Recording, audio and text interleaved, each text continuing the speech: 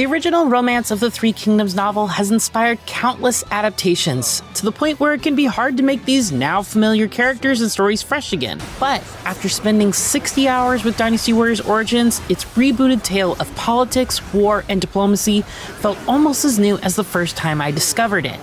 It ups the scale of its battles beyond what even this series has been known for, with more enemies on screen than ever before to truly create that 1 versus 1,000 fantasy. Pair that with improved visuals, a much deeper and more refined focus on its combat, impressive storytelling, and a wealth of post-game content, and Origins has easily become my favorite Dynasty Warriors yet.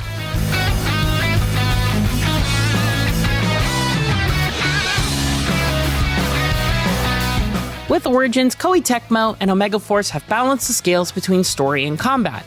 Unlike previous games which had you pick a storyline and then swap between legendary lords like Liu Bei, Sun Tzu, or Cao Cao, here you take on the singular role of a brand new character created specifically for Origins.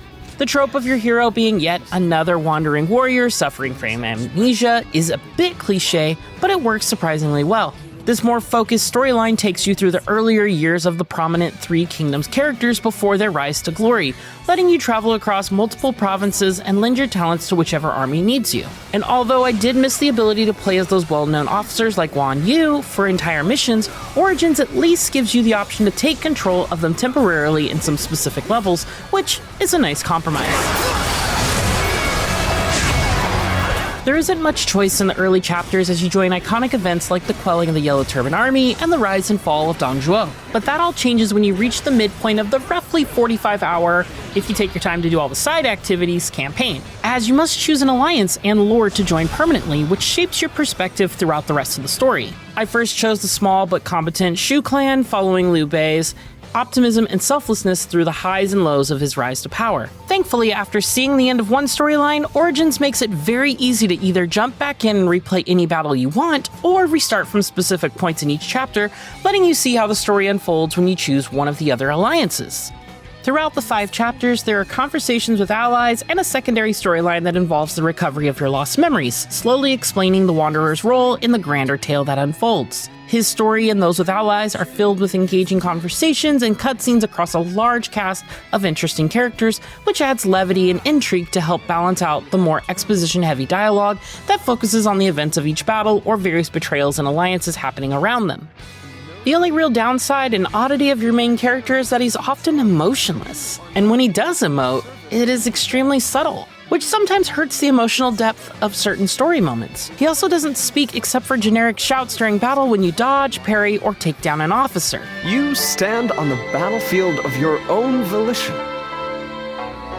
As you encounter other prominent warriors in battles, you will occasionally find them afterward on the world map, allowing you to deepen your bond with them. Each bond has multiple levels, and progressing through them provides bonuses like collectible coins that offer regular rewards as you grow your collection. And with that, it's good to make your acquaintance. The final bond level even unlocks a more intimate cutscene between you and that character, and these conversations ended up being some of my favorites. Koei Tecmo certainly put a little bit more romance into the Romance of the Three Kingdoms, and I, for one, couldn't be happier about it. No one but you has ever provoked such passion in me, and no one else ever shall.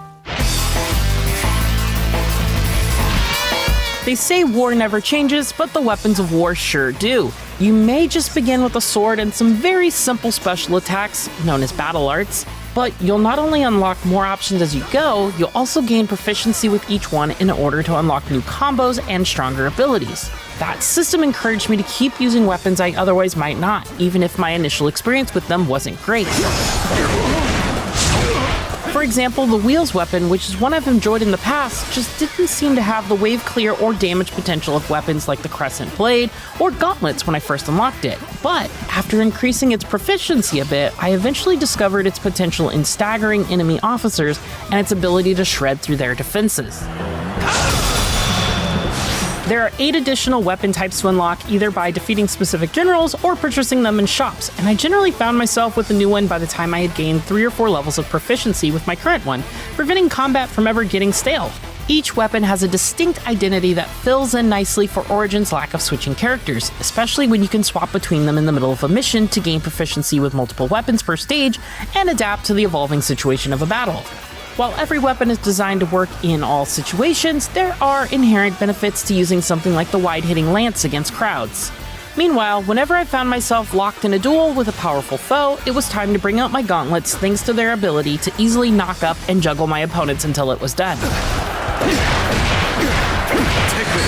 Every weapon has its own set of battle arts, which consume a resource called bravery and range from wide-sweeping attacks to powerful repeated thrusts to various counterattacks. The more powerful and exciting ones even give you the ability to summon small tornadoes that sweep up enemies, make spires of earth that deal constant damage to anyone touching them, or, one of my personal favorites, create a laser of light fired from your fingertips that can pierce and knock up groups for as long as you hold the button down or until you run out of bravery. Bravery is accumulated by landing hits on enemies, parrying strikes, or perfectly evading attacks after unlocking a specific skill in the skill tree. Parries and perfect evasions look better than ever and come with large benefits in combat. Parrying attacks immediately opens up enemies to counterattacks, ending their combos and making them susceptible to knockouts. Meanwhile, perfect evasions generate bravery more quickly as you chain dodges to restore more with each combo. These mechanics add depth to the combat and help keep fights interesting beyond just seeing how many KOs I could get while slaughtering armies. In addition to your battle arts, you also have access to the all-powerful Musou attacks that this series is known for, as well as a rage mode that refills your bravery instantly, restores health on each hit, and enables an even stronger ultimate Musou attack. After all these years, the spectacle of these moves finally match their power. The power fantasy of quickly devastating huge hordes of foes with ease is one of the things I love about Dynasty Warriors, and I'm happy to report that feeling is still alive and well here.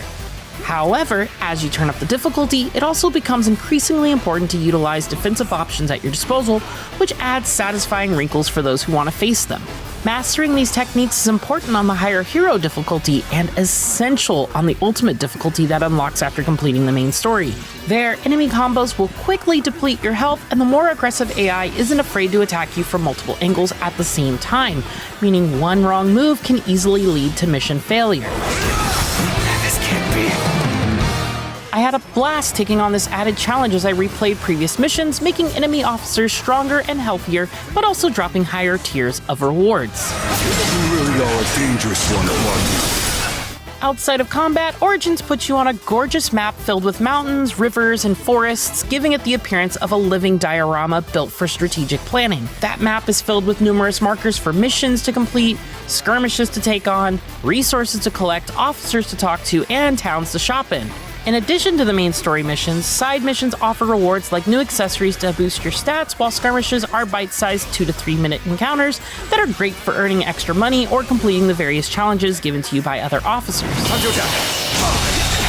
Most of these challenges are easy tasks like killing 100 enemies with strong attacks from a spear, but they were also always worthwhile to complete as they rewarded me with humorous or deeper conversations with some of my favorite characters and provided bonus skill points to unlock the next thing on my skill trees. If Dynasty Warriors Origins is meant to be a new beginning, it's off to a masterful start.